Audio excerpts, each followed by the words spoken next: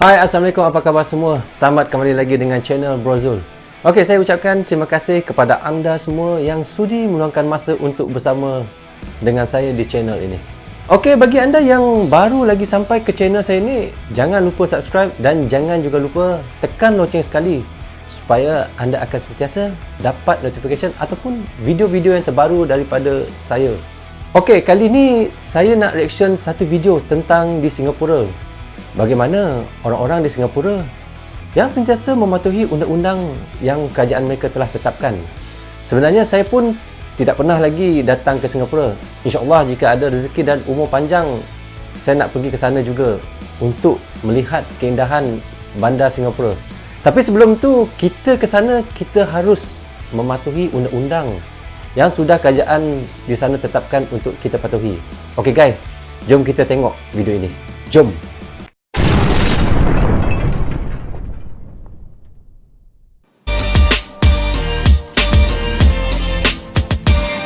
Di Singapura ini emang terkenal dengan undang-undang mereka yang mungkin terlihat menjengkelkan atau ya banyak banget peraturan di sini yang mungkin menjengkelkan atau tidak ketat sih bagi di mata turis sama kayak penduduk Singapura. Ya, memang kat mana-mana saja I find it super annoying. ada undang-undang yang tapi itulah membuat Singapura ada special and ditetapkan oleh kerajaan mereka sendiri. Hari ini kayak gini lah. Contohnya apa sih? Satu Contohnya aja. seperti kayak membuang sampah sembarang itu udah terlihat oke. Very strict ya mereka ya? Very strict kayak sampai bisa didenda guys. So of course kita harus mematuhi Ya, supaya nggak di Malaysia kena pun sama denda. juga Of sebenarnya. course. Hari ini kita mau bahas 7 peraturan yang Ya, mungkin 7 peraturan, turis belum aware. 7 peraturan yang Tapi kita sebagai ditetapkan penduduk oleh Singapura juga tetap harus kerajaan mematuhinya. Singapura. Yeah. Apa aja?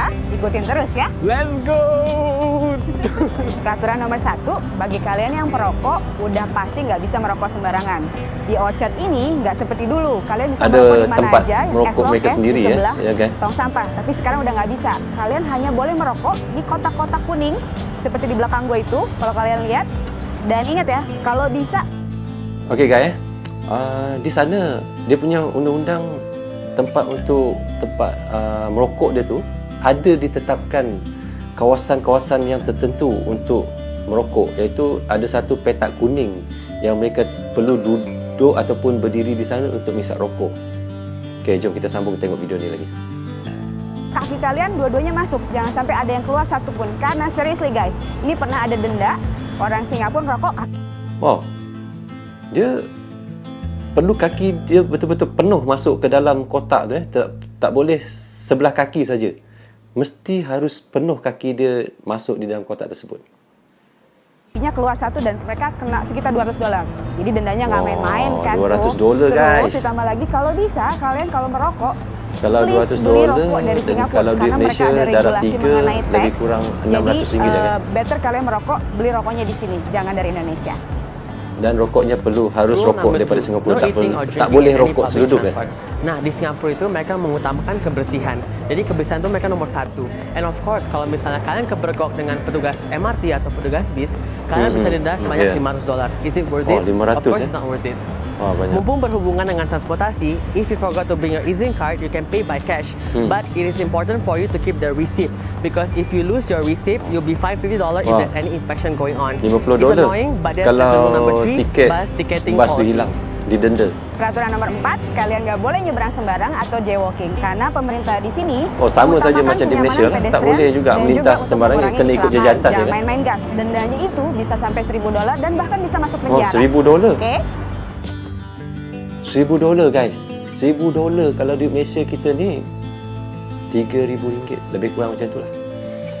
Saya rasa sini undang-undang ada juga di Malaysia, diketatkan jika kita melintas jalan tidak menggunakan jejantas ataupun melalui zebra punya line tu. Di Malaysia saya rasa dalam RM100 saja. Rasanya lah. Okey, komen bagi anda yang tahu berapa kat bawah ni. Okey, jom kita sambung tengok video ni.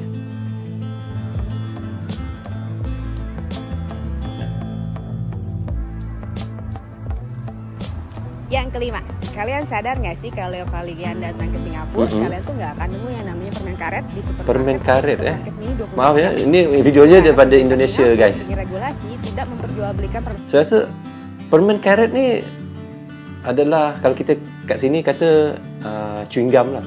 Chewing gum ataupun gula-gula getah.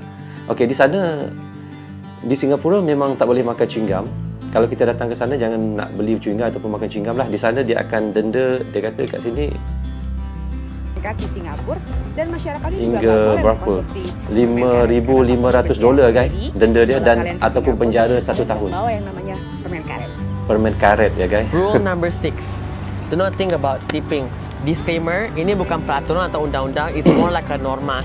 Jadi kalau misalnya kalian ke Singapura and if you go to any restaurants and you are really amazed with the service there, if you realize kalau misalnya kalian ke restoran tersebut nggak ada namanya tipping box karena kalian udah bayar tak boleh bayar service tip charge. ya guys. Nah, service Sebab charge tu di memang Singapura tu dah 10%. dah ada But if you go service to charge America 10%, tak or boleh bayar something tip like pada those western waiter countries, dia I mean ataupun like you have waitress to dia. pay for the service, you have to pay for the tips because that's how they got the income. Tapi kalau di Singapura, service charge tersebut udah termasuk dengan mereka punya hourly rate. Okay, Nah, tapi kalau misalnya kalian mau kasih tipping, it's up to you guys.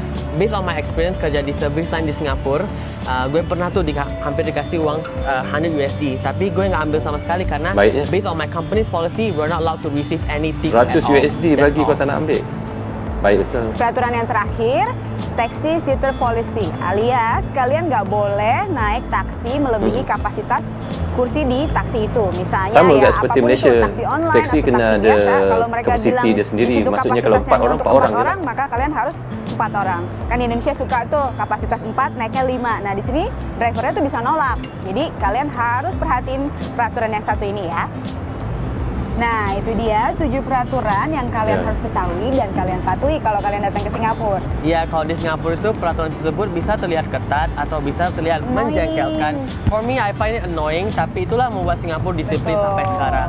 Nah, So bagi anda ataupun bagi saya lah, memang setiap negara dia ada undang-undang dia sendiri. So kita perlu patuhi undang-undang tersebut dan kita jangan melanggar undang-undangnya. Dan pasti ada denda ataupun denda yang diketatkan oleh setiap negara tersebut.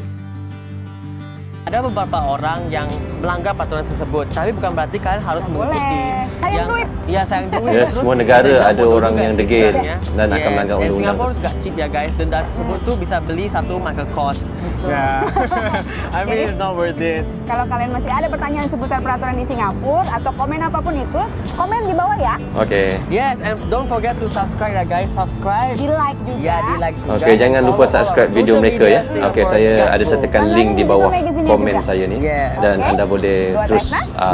ikut And see you guys channel mereka next dan time. subscribe channel mereka.